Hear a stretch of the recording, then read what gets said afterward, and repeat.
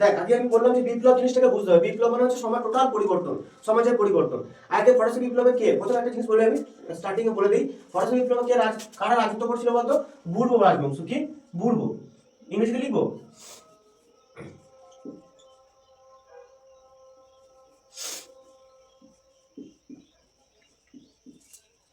ঠিক আছে, এটাকে বারবন বলা হয়, এটাকে ইংরেজি বাংলায় বলা হয় বুর্বো রাজবংশ। কি বুর্বো রাজবংশ। যতগুলো রাজা ছিল তাদেরকে বলা হতো লুইস। কি হয়? লুই বলা হতো। কি লুই বলা হতো। লুই 1 2 3 4, আমরা কাদের লুই 16, তাই তো? আর বাহ, লুই 16, তাই তো? লুই 16, ঠিক আছে। বাট ওইটা হয় বেশ, ঠিক আছে। লুই 16, এখানে আমার মেন এখন টপিক শুরু, তাই তো? যে এটার জন্য কি হয়, বিভিন্ন রকম কারণ, দুর্ঘটনা অঘটন যা হয়েছিল সেটা পরের ব্যাপার, যা ঘটেছিল ঘটেছিল। বেশ, ইনি আমাদের মেন টপিক। ষোড়শ লুইয়ের স্ত্রী কে ছিল? ষোড়শ লুইয়ের স্ত্রী কে ছিল বলতে পারবি? স্ত্রী কে ছিল মাইয়া তনে আতোয়ানে, তাই তো? এটা তো আতোয়া নে। কোথাকার ছিল নি? কোথাকার ছিল? অস্ট্রেলিয়া, তাই তো? অস্ট্রেলিয়া ছিল, অস্ট্রেলিয়ার ছিল। এটার ভাই কে ছিল? লিওপোল্ড। কে ছিল? দ্বিতীয় লিওপোল্ড।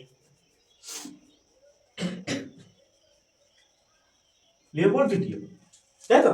লিওপোল্ড দ্বিতীয় বা দ্বিতীয় লিওপোল্ড, তাই তো? ষোড়শ লুইয়ের স্ত্রী ছিল মারি আন্তোয়ানেট ছিল, আর অস্ট্রেলিয়ার ছিলেন। আর এনার ভাই ছিল দ্বিতীয় লিওপোল্ড, যেটা ছিল বর্তমানে কি ছিল, এটার সময় কি ছিল? অস্ট্রেলিয়ার শাসক ছিল, তাই তো? অস্ট্রেলিয়ার শাসক ছিল।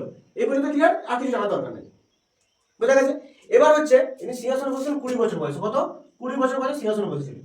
রাজার ছেলে রাজা, বুঝতে পারছিস? এখানে কোনো ভোটে নির্বাচিত হয়নি যে না একটা শাসক নির্বাচন করে একটা অপশন আছে, এরকম কোনো অপশন নাই। 20 বছর বয়সে সিংহাসন বসেছিল। আসলে 1772 সামথিং 74, কত সালটা মনে আছে তোদের? সিংহাসন 1772 কি 74 সালে বসেছিল। রাজার ছেলে রাজা সিংহাসন রাজ্য পরিচালনা করছে, কোনো অসুবিধা নেই, রাজ্য, তাই না? রাজার ছেলে রাজ্য পরিচালনা করছে, কোনো ব্যাপার না। ক্যামেরা ঠিক? বেশ, তাহলে কি আছে দেখ, ষোড়শ লুই আমাদের রাজত্ব করছে কোথায়? আর মেন হচ্ছে ফ্রান্স, যে দেশটাকে নিয়ে আমরা এত চর্চা করছি। কি ফ্রান্স, তাই তো? কি ফ্রান্স। এবার বলি দেখ, একটা বিপ্লব বা একটা পরিবর্তন বা একটা জনগণের মধ্যে একটা কিন্তু যে আমরা কি দেখি, বিদ্রোহ শুরু মানসিকতা, তাই তো? আমরা কিন্তু দিনের পর একদিনে হয় না, যে কালকে একটা ঘটনা ঘটেছে তারপরে আমরা রাজ্য সরকার চেঞ্জ করবো বলে বা আমরা সরকার চেঞ্জ করবো বলে আমরা সিস্টেম সংবিধান চেঞ্জ করবো রেখে বলে রাখি না। কি হয়, একটা দীর্ঘদিন ধরে চলে আসা ঘটনা থাকে, সেই ঘটনার পরিপ্রেক্ষিতে আমরা কি চাই, যে না সমাজটা চেঞ্জ হওয়ার দরকার আছে, তাই না? সমাজটা চেঞ্জ হওয়ার দরকার আছে। সেই ঘটনার পরিপ্রেক্ষিতে কি হয়, আমরা আন্দোলন করি বা বিপ্লবের আশায় থাকি, বোঝা গেছে? এবার ষোড়শ লুই কি করছে? ষোড়শ লুই আগে কারা ছিল? পঞ্চদশ লুই, চতুর্দশ লুই, যারাই ছিলেন না কেন, বা যারাই ছিল না কেন, ওরা কি করতে বলতো?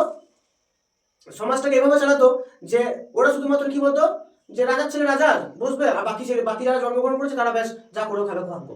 আমরা মানে অ্যাশ করার জন্য আর কিছু মানে জন্মগ্রহণ করেছি। আমরা একদিন সারা উঠবো, ঘুম থেকে উঠবো, ব্যাস আমরা খাবার চলে আসবে চোখের সামনে, একদম আরামসে জীবনযাপন, একদম রোমাঞ্চকর জীবনযাপন, তাই না? এইভাবে ওরা নিজেদেরকে মনে করতো এই যে রাজা, ব্যাস। আর এদের যে খাওয়া খরচা বা এদের যে টোটাল যে খরচাটা হতো এদের দিন যাপনের জন্য, দিন জীবনযাপন, ঠিক আছে, যে খরচা হতো, সেই খরচাটা প্রচুর পরিমাণে কি হতো বলতো? প্রচুর খরচা হতো, প্রচুর পরিমাণে। সেই খরচাটা কারা বহন করতো? তারা কিছু শ্রেণীর লোক বহন করতো, সেটা আমি দেখিয়ে দিচ্ছি। এবার হচ্ছে ফরাসি বিপ্লবটা কেন হয়? একটা তো বিপ্লবটা কেন হয় এবার বলি দেখ, 3-4টা কারণ। একটা পলিটিক্যাল ইস্যু থাকে, ইকোনমিক্যাল ইস্যু থাকে, ঠিক আছে, কি কালচারাল ইস্যু থাকে, আরো অনেক কিছু ইস্যু থাকে। এবার হচ্ছে যে লাস্ট সভা কবে হয়েছিল জানিস? স্টেট জেনারেল সভা হয়েছিল, জানি আমরা। স্টেট জেনারেল সভা লাস্ট কবে হয়েছিল? 1614 সালে সভা হয় লাস্ট কবে হয়? 1614-তে এই সভা হয়েছিল, লাস্ট 14-তে। তারপরে আমরা সভা হয় 175 বছর কোনো সভা হয়নি। এই সভা সিস্টেমে চলে আসছিল কি, এই সভা সিস্টেমে চলে আসছিল যে আমাদের 3টে স্তর ছিল, আমাদের 3টে কি ছিল?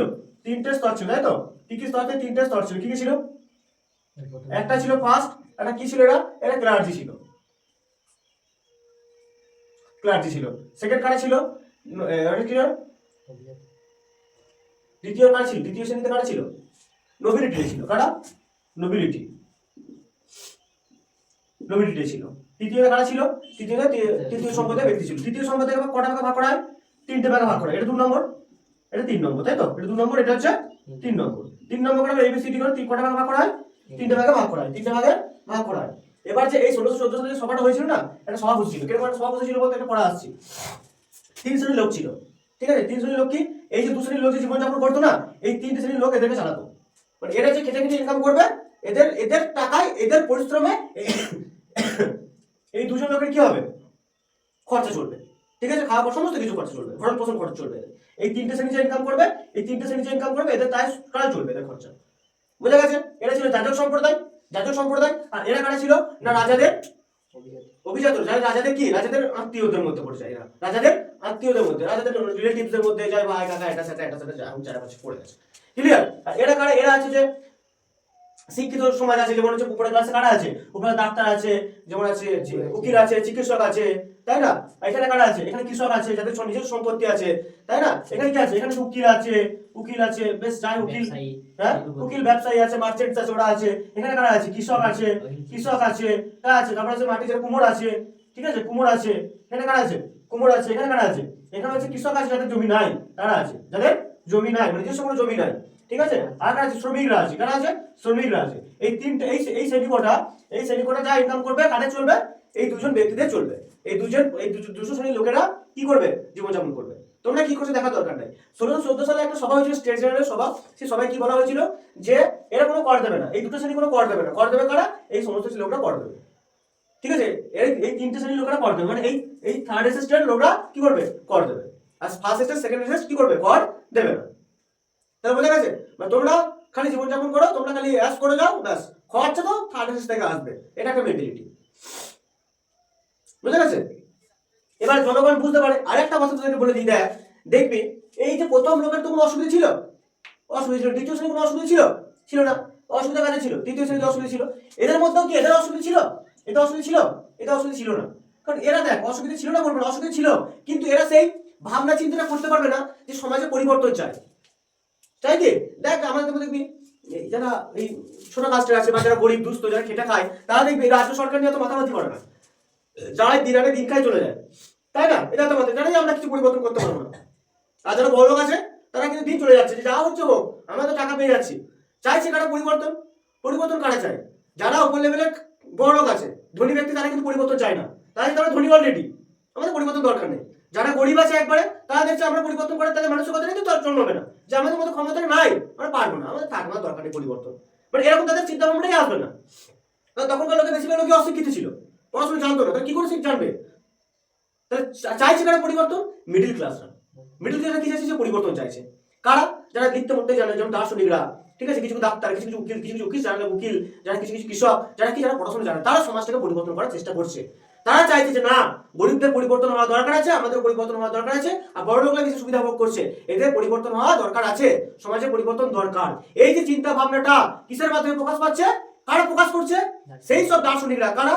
মন্তেস্কু, আর কে রুশো, আর কে ভলতেয়ার, হ্যাঁ, এরা কি করছে? তাদের লেখার মাধ্যমে কি করছে? জনগণকে বোঝাচ্ছে যে না, এবার পরিবর্তনের দরকার আছে, রাজার শাসন চলবে না, জনগণ হচ্ছে সব থেকে বড় ক্ষমতার অধিকারী, জনগণ হচ্ছে রাষ্ট্রের সব থেকে ক্ষমতার অধিকারী, রাজা নয়। এটা মানুষকে বোঝাচ্ছে।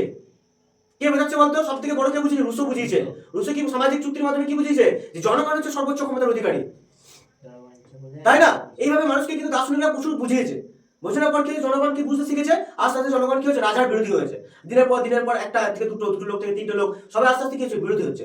বিরোধী হওয়ার পর কি চাইছে? না, এবার রাজার শাসনের পরিবর্তন হওয়া দরকার, তাই না? আমরা যা বলবো, জনগণ যা বলবে, রাজাকে সেটা শুনতে বাধ্য, রাজাকে সেটা শুনতে হবে। আমরা যা বলবো সেটা, আমরা যা বলবো, আমি আজকে যা বলবো সেটা রাজা শুনবে না। সবাই মিলে বসে একটা সংবিধান তৈরি হবে, সেই সংবিধানের কথা শুনে কে চলবে? রাজা চলবে। এটা কে চাইছে? কারা চাইছে? জনগণরা চাইছে। এবার ঠান্ডা মাথায় আসছি।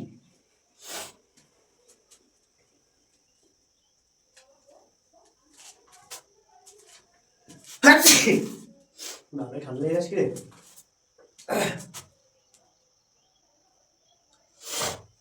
ক্লাসটা লেন্থি করলে হবে না, রাতে ছেড়ে দেবো।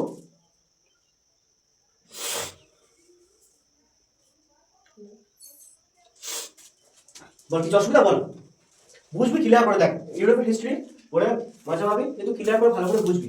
দেখ সরস্বতী যখন সিংহাসনে বসে আছে, তখন একটা ঘটনা ঘটছে।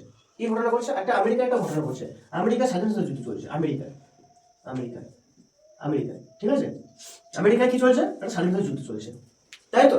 স্বাধীনতা কাদের কাছ থেকে পেতে চাইছে? ব্রিটিশদের কাছ থেকে। আমরা কিন্তু ব্রিটিশদের কাছ থেকে স্বাধীনতা পেয়েছি, ওরা কিন্তু ব্রিটিশদের কাছ থেকে স্বাধীনতা পেয়েছে। ব্রিটেন কিন্তু এখানেও কবজা করেছিল, 17টা জায়গায় সেটা ঘাঁটি করেছিল, 17টা জায়গাতে, ঠিক আছে? এই 17টা জায়গায় ঘাঁটি করেছিল। এখানে কি করে? এখান থেকে কি হয় না, স্বাধীনতা যুদ্ধ শুরু হয় আমেরিকাতে। স্বাধীনতার যুদ্ধ শুরু হয়। এই স্বাধীনতা যুদ্ধ কাদের পক্ষে? কাদের? ব্রিটেনের বিরুদ্ধে লড়তে হয়, তাই তো? আমেরিকার অতটা পজিশন ছিল না যে পুরোটা ব্রিটেনের বিরুদ্ধে লড়ার ক্ষমতা ছিল না। কার কাছ থেকে সাহায্য নিয়েছিল? কার কাছ থেকে সাহায্য নিয়েছিল? সেই ফ্রান্স। কার কাছ থেকে? সোরস লুইয়ের কাছ থেকে। সোরস লুইয়ের কাছ থেকে।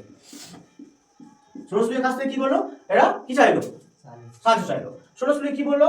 যে ঠিক আছে আমরা সাহায্য করছি। সোরস লুই কি দেখলো? যে সাহায্য করিস, যদি ভবিষ্যতে আমাদের দরকার পড়ে আমাদেরকেও এরা কি করবে? সাহায্য করবে। সেই পরিপ্রেক্ষিতে কি করলো? সাহায্য করলো।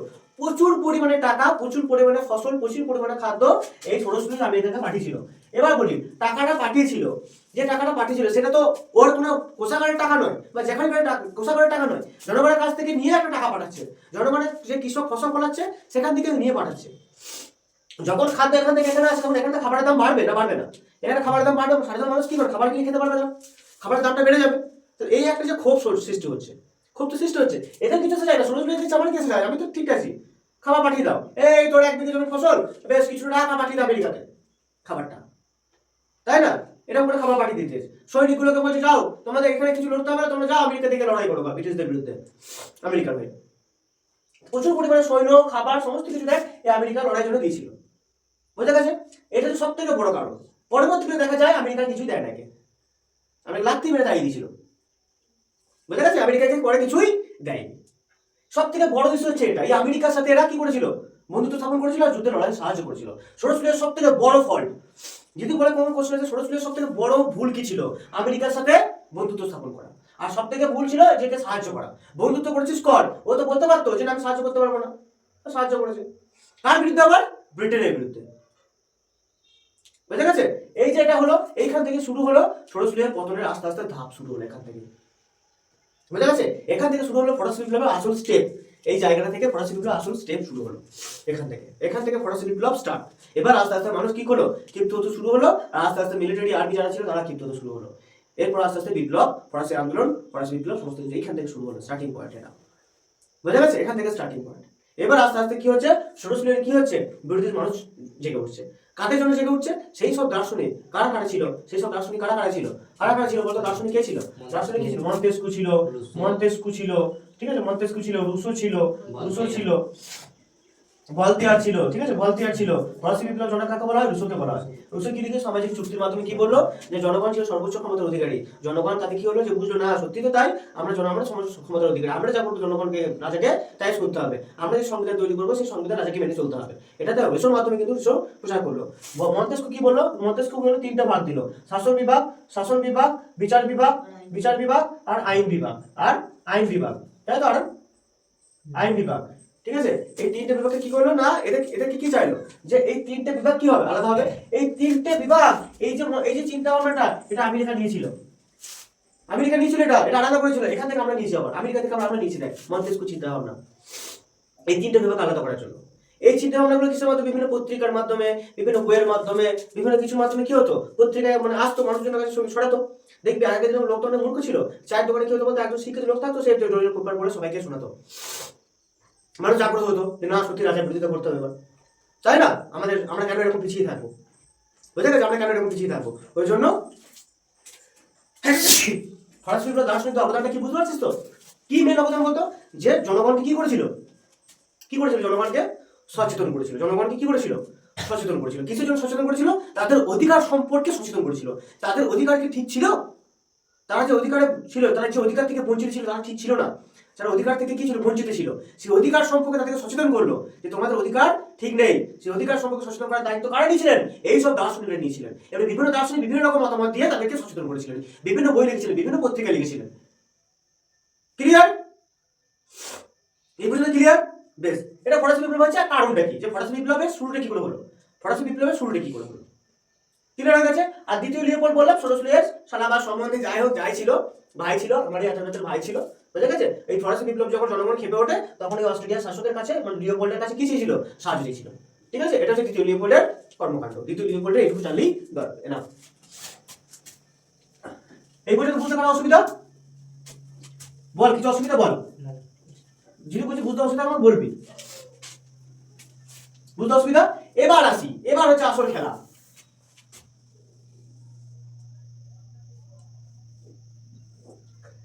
এখানে রাজা বসে কবে? ডেটটা কবে? 1700 কত? 89, 5ই মে। সংবিধান স্টেট জেনারেল বসে, কি স্টেট জেনারেল বসলো। এখানে কে আছে? কিং আছে, রাজা আছে, রাজা আছে, তিনটে শ্রেণীর লোক এলো, তিনটে এসএসটি লোক এলো, তাই তো? কারা কারা এলো? তিনটে। কারা কারা এলো? দেখ তিনটে এলো। কারা কারা এলো? First, second, third. ফার্স্টে কত এলো? 308 জন। কত? 308 জন। এখানে কত এলো? 285 জন। এখানে কত এলো? 621 জন। বোঝা গেছে? উপস্থিত থাকলো। রাজা কি বলা হলো? এদের দুজনে কোনো কর হবে না, এদের দুজনে কোনো কর দিতে হবে না। আগে কত সালে বসেছিল বললাম? আগে কত সালে বসেছিল স্টেট জেনারেল? 1614। আগে কত বসেছিল? 1614 পর, 1614 পর, 1614 পর। এটা আবার কত সালে আসছে? 175 বছর পর নাকি সামথিং এটা আসছে। দেখ কারা বসছে, মেইনলি কারা বসছে? এখানে কারা ফার্স্ট শ্রেণী, এখানে কারা দ্বিতীয়, এখানে কারা দ্বিতীয় এসএস, তাই তো? এখানে তৃতীয় শ্রেণীর লোকেরা আছে, এখানে তৃতীয় শ্রেণীর লোকেরা আছে। রাজার কোন দিকে বসে আছে? এরা বাম দিকে। ওই জন্য এদের কিছুটা থিঙ্কিং আছে যেটা বামপন্থী। বুঝা গেছে? রাজা বললো আগে আগে যে স্টেট জেনারেল হয়েছিল সেখানে কি হয়েছিল বলতো? সেখানে এই শ্রেণী কোনো কর দেবে না, এই শ্রেণী কোনো কর দেবে না, কর দেবে কারা? এরা। বুঝা গেছে? কর দেবে কারা? কর দেবে হচ্ছে এরা। ক্লিয়ার? কর দেবে কারা? কর দেবে হচ্ছে এরা। এবার বলি কারা, এবার বলি এখান থেকে কটা লোক ভোট দিতে পারতো? একটা লোক। এখান থেকে কটা লোক ভোট দিতে পারতো? একটা লোক। এখান থেকে কটা লোক ভোট দিতে পারতো? একটা লোক। বুঝা গেছে? তাহলে দেখ যখন বলা হচ্ছে এই দুজন কর দেবে না, এই দুজন কর দেবে না, তাই তো? তার দুজনের সুবিধা হচ্ছে, তাহলে বলবো ঠিক আছে এই সংবিধান আমরা রাজি। কি করলো? ভোটটা দুই দিকে পড়ে গেল, আর এদের ভোট কি হলো? একটা পড়ে গেল। বুঝা গেছে? এরা তো বলছে হবে না, এরা কি বলছে? আমরা শুনবো না, এরা তো চাইবে, কিন্তু কর হয় না, কিন্তু সাপোর্ট করবে। এরা কি বললো? এটা তো আমরা শুনবো না। কি বললো এরা? শুনবো না। কারা ছিল এরা? কারা? এটা কারা? তৃতীয় শ্রেণীর লোক এটা ছিল। লোক দেখ 308, 300 আনুমানিক 300 আনুমানিক 300 এরা আনুমানিক 600, মানে এদের দুটো যার লোক, এদের তাই লোক, এদের দুটো যার লোক, এদের তাই লোক। আর এদের ভোট সংখ্যা কত? একটা। এটা বলা হলো, এটা কি বলা হলো? যে প্রত্যেকটা লোক অনুযায়ী একটা করে ভোট হোক, তাহলে হবে। তাহলে দেখ এদের কারা ভোটে জিতে যেত? এরা ভোটে জিতে যেত। কিন্তু কি বলা হলো? এখানে একটা লোক ভোট দিতে পারবে, এখানে একজন লোক ভোট দিতে পারবে, এখানে একজন লোক ভোট দিতে পারবে। ফলে এদের কোনো মতামত কার্যকরী হতো না, এরা যা বলতো এরা তাই শুনতো। এবার থেকে এরা কি করলো? যে না আমরা শুনবো না, আমরা মানি নাই সময়। কি করলো? ওখানে গিয়ে আমরা কি করলো? এই এখানে হয়েছিল কি বলতো? প্যারিস থেকে দূরে একটা শহর ছিল, সেখানে গিয়ে এই সভাটা হয়েছিল, ঠিক আছে? 20 কিলোমিটার দূরে। কি হলো? টেনিস খেলার মাঠ। কি টেনিস খেলার মাঠ ছিল। কত তারিখ? 1789। কত তারিখ? 20 জুন, তাই তো? 20 জুন, তাই তো? 20 জুন। কি হলো? এখানে সবাই মিলে জড়ো হলো, ঠিক আছে? সবাই মিলে সমবেত হলো। এখানে সমবেত হওয়ার পর কি করলো? না এরা সবাই মিলে কি শপথ নিল? এটা একটা শপথ নিল যেটা টেনিস কোর্ট ওর্থ বলা হয়। টেনিস কোর্ট ওর্থ, ওর্থ মানে বাংলায় হচ্ছে শপথ, ঠিক আছে? ওর্থ। শপথ না হলো কি? শপথ না হলো যে আমরা নতুন সংবিধান তৈরি করব, সেই সংবিধান রাজাকে মানতে হবে। বুঝা গেছে? সেই সংবিধান যদি না মানে রাজাকে সিংহাসন থেকে কি করবো? সরাবো বা সিংহাসনচ্যুত করবো। তার জন্য যা লড়াই করতে হয় তাই আমরা লড়াই করবো। বুঝা গেছে? এখানে একটা কথা বলি দেখ, রানী ছিল না, রানী, তো রানী এতটাই জাঁকজমকপূর্ণভাবে থাকতো, মানে এতটাই সুন্দরভাবে থাকতো বা এতটাই বিলাসবহুল জীবনযাপন ছিল। রানী একদিন বেরিয়েছে, রাজ্য পরিভ্রমণে বেরিয়েছে। রানী যখন বেরিয়েছে তখন দেখবি এতটা করে কার্পেট হয় না, কার্পেটগুলো সব বিছিয়ে দিয়েছে। রানী আসছে সব কার্পেট বিছিয়ে দিয়ে রাস্তায় রাস্তায়। উনি 52 গজের শাড়ি পরেছিলেন। সে কি ড্রেস বলে ওগুলোকে? 52 গজের ভয়। পেছন দিকে 52 গজ, মানে সেই লটাতে আসবে আর কি, ধুলেই লটাতে আসবে। রানী আসছে আর পেছনে 52 গজ, মানে কত 100 ফুট 150 ফুট লটাতে আসবে আর কি, ঠিক আছে? লটাতে আসবে। তো 52 গজ পুরো লটাতে আসতো। ক্লিয়ার? এতটা লটাতে আসতো। দিয়ে যখন জনগণের সঙ্গে দেখা হচ্ছে কামিন, তখন যে লোকগুলো ছিল ওরা কি চাইছে বলতো? বলছে ওরা চাইছে রুটি দাও, রুটি চাই। আমাদের কি চাই? রুটি চাই, রুটি চাই, রুটি চাই। রানীর যে পাশে লোকগুলো থাকে না, ওদের বলছে এখানে রুটি করছে। বলছে এদের কাছে তো রুটি নাই, ওই জন্য রুটি করছে। বলছে রুটি নাই, এদেরকে কেক দাও, এদেরকে পিৎজা দাও, এদেরকে বার্গার দাও, ঠিক আছে? কারণ রুটি কেন খেতে হবে এদেরকে? তো কত বড় রানী বোকা ছিল বলতো? কত বড় লোল ছিল একদম। সে তো জানে না যে এদের খাবার নাই বলে রুটি চাইছে, এটা গরিবের জন্য রুটি চাইছে, এটা পেট ভরার জন্য। ও কি বলছে বলতো? মানে রানী কি মনে করছে যে এদের রুটি ছাড়া সব খাবার এতে বাড়িতে আছে, শুধু রুটি নাই, পিৎজা আছে, বার্গার আছে, কেক আছে, আর সব কিছু, চাউমিন আছে, মোমোজ আছে, সমস্ত কিছু আছে, শুধু কি নাই? রুটি নেই। আমাদের বাংলাতে কি বলে? আমরা ভাত চাই, ভাত। তার মানে কি? ভাত আমাদের প্রধান খাদ্য বলে আমরা ভাত চাই, ভাত, দুমুঠো ভাত, দুমুঠো ভাত। এটা কি মিন দাও? মিন কি করে যে দুমুঠো ভাত দিলে আমাদের পেটটা ভরে যাবে? তাহলে ভাত চাই মানে কি? আমাদের কাছে সব খাবার আছে, ভাতটাই নাই। এটা রানী মনে করছে। ক্লিয়ার? বুঝলে? এটা রানী চিন্তা ভাবনা ছিল। রানী আর রানী আবার কি বলছে দেখ, বলছে এই লোকগুলো তো খারাপ খারাপ দেখতে জানো, এই লোকগুলো তো খারাপ খারাপ দেখতে জানো, এদেরকে মেকআপ করতে বলো, ঠিক আছে, এদেরকে ভালো ড্রেস করতে বলো, ঠিক আছে। রানী তো বোঝা দরকার আছে, হ্যাঁ, যে এরকম অবস্থা। হাঁটুতে বুদ্ধি ছিল রানীর, একদম পাক্কা হাঁটুতে বুদ্ধি ছিল একদম। এদেরকে মেকআপ করতে বলো, এদেরকে মেকআপ করতে বলো, এরা এত খারাপ ড্রেস কেন করেছে? আরে ওদের পেটে খাবার নাই, সেটুকু বোঝার ক্ষমতা রানীর নাই। রানী কিরকম ছিল ভাব, বলছে আমি খাবার খাই, আমার কি খরচা লাগে, আমি মেকআপ করি, আমার কি খরচা লাগে, আমি তো সকালে উঠি মেকআপ করি, ঠিক আছে, ভালো ড্রেস পরে নিই, খাবার খাবার খাই ভালো ভালো, আমার কি খরচা লাগে? তাহলে এরা কেন খাবার খাবে না, এরা কেন মেকআপ করবে না? ভাব রানী চিন্তা ভাবনা ভাবটা এরকম চিন্তা ভাবনা রানী একদম কি ছিল, একদম হাঁটুতে বুদ্ধি ছিল। তোমাকে সবাই জানি। হ্যাঁ, ওই যে আমি খাবার সকালে খাবার খাই, আমার টাকা কি লাগে, আমি সকালে খাবার খেয়েছি, আমার টাকা লাগেনি, আমি সকালে মেকআপ করেছি, দেখো কি সুন্দর মেকআপ হয়েছে, আমার কি টাকা লেগেছে, এরাও মেকআপ করুক। এই চিন্তা ভাবনা নিয়ে ও রানী, তার আবার ভাই দিয়েও বল, ভাব কি চিন্তা ভাবনা ওদের। বেশ, যাই হোক, রানীর যা চিন্তা আমরা দেখ, তো ট্রেডিস করে শপথ দেওয়া হলো, কি শপথ দেওয়া হলো, যে সংবিধান করা হবে, নতুন করে সংবিধান তৈরি করা হবে। সেই সংবিধানে কি হবে, সেই সংবিধানে কি হবে, সেই সংবিধান রাজা সেই সংবিধান মেনে চলবে, তাই তো। কবে হলো? 1790 খ্রিস্টাব্দে 20 জুন।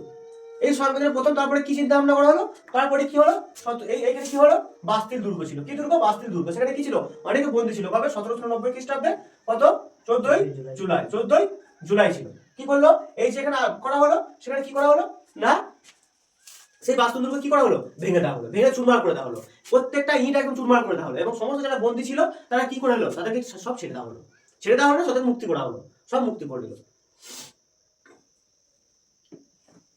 বুঝে গেছে, সব মুক্তি করে, ছেলে মেয়ে সবাই একসাথে একদম সব ঘটনা ঘটিয়ে একদম এখান থেকে মুক্তি। বাস্তুল দুর্গের পতন। প্রথমে তাহলে কি হচ্ছে, স্টেট জেনারেল বসছে, স্টেট জেনারেল বসার পর কি হচ্ছে, তারপরে কি বসছে, স্টেট জেনারেল বসার পর টেনিস কোর্টের শপথ দেওয়া হচ্ছে, শপথ দেওয়ার পর কি করছে, বাস্তুল দুর্গের পতন ঘটাচ্ছে। তারপর রাজা বলছে তো এত সাহস আমার বিরুদ্ধে করে, সব জায়গায় সেনা পাঠিয়ে দিল। সেই সেনা পাঠিয়ে দিল, সেই লোকেরা কি ভাবলো বলতো, লোকেরা ভাবলো তাহলে এবার আমাদেরকে মনে মারবে, গুলি করে মেরে দেবে। জনতা আরো ক্ষিপ্ত হয়ে গেল, জনতা কি হলো, আরো ক্ষিপ্ত হয়ে গেল। ব্যাস, এরপর আস্তে আস্তে আস্তে কি হচ্ছে না, রাজার বিরুদ্ধে যাচ্ছে। আরো অনেক ঘটনা আছে যে কি কি কি হয়েছিল ঘটনা, পরের ক্লাসে পড়াবো যে কি করে হলো। আর ওই যে একটা লাস্টে এই কোথায় হত্যা করা হয়েছিল, যে মৃত্যুদণ্ড কোথায় দেওয়া হয়েছিল, 1793 খ্রিস্টাব্দে, কোথায়, এটা পরের দিনে করে দেবো। মেয়ের তিনটে ঘটনা, তোদের দেখ তিনটে ঘটনা। একটা হচ্ছে স্টেট জেনারেলের সভা হচ্ছে, যেখানে যে কাণ্ডটা ঘটছে, টেনিস কোর্টের শপথ হচ্ছে, সেখানে সবাই মিলে কি করছে, শপথ নিচ্ছে, খেলার মাঠে কি হচ্ছে, শপথ নিচ্ছে। সে শপথে কি না হচ্ছে, টেনিস কোর্টের মেন উদ্দেশ্য কি, রাজাকে সিংহাসন থেকে সরাবো, এবং রাজা সর্বোচ্চ ক্ষমতার অধিকারী থাকবে না। কে থাকবে, কে থাকবে, জনগণ থাকবে, এবং জনগণের তৈরি করা সংবিধান সবার ক্ষমতার অধিকারী থাকবে। এই ঘটনার পরিপ্রেক্ষিতে আবার কি হলো, 14ই জুলাই বাস্তুল দুর্গের পতন ঘটানো হলো, বাস্তুল দুর্গ ধ্বংস করে দেওয়া হলো। বুঝা গেছে। এবারে বিভিন্ন ঐতিহাসিক বিভিন্ন পরিপ্রেক্ষিতে বা বিভিন্ন চোখে এইসব ঘটনাগুলো দেখেছে, কেউ পজিটিভলি দেখেছে, কেউ নেগেটিভলি দেখেছে, কেউ পজিটিভলি লিখেছে, কেউ নেগেটিভলি লিখেছে, কেউ একে বলেছে না আমরা ফালতু ঘটনা ছিল, এসব কোনো দরকারই নয়। ক্লিয়ার, বুঝা গেছে, বুঝা গেছে। আর ছোট একটা দু একটা ঘটনা আছে, যেমন গিলোটিন যন্ত্র আছে, গিলোটিন যন্ত্র এরকম একটা যন্ত্র, এরকম একটা যন্ত্র, এরকম একটা যন্ত্র, এখানে এরকম একটা লাগানো থাকতো, এখানে ব্লেড লাগানো থাকতো, এরকম করা ব্লেড, এখানে একটা মাথা এরকম লাগানো থাকতো, এখানে একটা বলির মতো থাকতো, এই যন্ত্রটা এখন একটা দড়ির মতো থাকতো, ঠিক আছে, নামিয়ে দিত, হ্যাঁ করে বলাটা এরকম একটা যন্ত্র বলা ঢুকিয়ে হতো, আমি কেটে দিত। কে বানিয়েছিল, গিলোটিন বানিয়েছিল। হ্যাঁ, উনি কে ছিলেন পেশায়, একজন ডক্টর ছিলেন। সেপ্টেম্বর হত্যাকাণ্ড আছে, লেতোতে গ্যাসে আছে, লেতোতে গ্রেস আছে, আর টুকটাক টুকটাক অনেক টপিক আছে। মেন জিনিসটা বোঝা গেছে যে কি, ফার্স্ট টপিকটা কি, ফার্স্ট চ্যাপ্টারে কি আছে। এরপর হয়তো প্রত্যেকটা অনেক কোয়েশ্চেন পড়তে হতে পারে, মল অফ দ্য স্টোরিটা হচ্ছে এটাই, মেন টার্ম হচ্ছে এটাই। ক্লিয়ার, হিন্দু কিছু বুঝতে অসুবিধা, বল কিছু বুঝতে অসুবিধা না, বল কিছু বুঝতে অসুবিধা। এর পরের দিনে পড়ে দেবো যে নেপোলিয়ান, এর পরের দিনে পড়ে দেবো যে ষোড়শ লুই কিভাবে প্রাণদণ্ড দেওয়া হলো ষোড়শ লুইকে, আর ষোড়শ লুই কিভাবে সিংহাসন থেকে সরে গেল, আর সংবিধান কিভাবে তৈরি হলো, সেই সংবিধানে কিভাবে কি ভুল ত্রুটি হলো, আর কিভাবে সংবিধান আস্তে আস্তে এলো, রোবসপিয়ারকে, এগুলো আস্তে আস্তে বলে দেবো। ক্লিয়ার, বোঝা গেছে, কিছু অসুবিধা বুঝতে, অসুবিধা কিছু বুঝতে।